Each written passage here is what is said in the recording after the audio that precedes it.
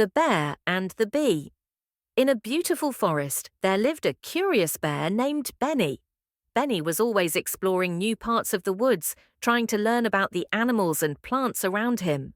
One sunny afternoon, as he was walking through the forest, he caught a sweet and pleasant smell in the air. He followed the scent and soon came across a large tree with a beehive hanging from one of its branches. Benny had never seen a beehive before, and he was both curious and excited. He took a few steps closer to get a better look. Suddenly, a small bee flew out of the hive and buzzed around Benny. "Hello," the bee said. "I'm Bella, the bee who lives in this hive. What brings you here?" Benny smiled and replied, "I followed the delicious smell of something sweet." "What is it?"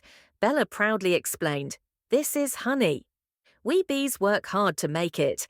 We gather nectar from flowers and bring it back to the hive. Then we turn it into honey to store for the winter." Benny's eyes grew wide with amazement. "That sounds wonderful. Can I taste some of it?" Bella thought for a moment before answering, "You can, but you have to be careful. We bees put a lot of effort into making honey, and we don't want anyone to damage our hive." Benny nodded and said, "I promise to be gentle." With Bella's guidance, Benny reached out one of his large paws and carefully dipped it into the hive. He tasted the honey, and it was the sweetest thing he had ever tasted. His face lit up with joy. "Wow," Benny said, "this is the best thing I've ever eaten. Thank you, Bella." Bella smiled. "I'm glad you like it. But remember, it's important to respect nature and the work that goes into making things like honey." From that day forward, Benny visited Bella and the bees often. He learned more about how bees work together to make honey and how important they were for the health of the forest.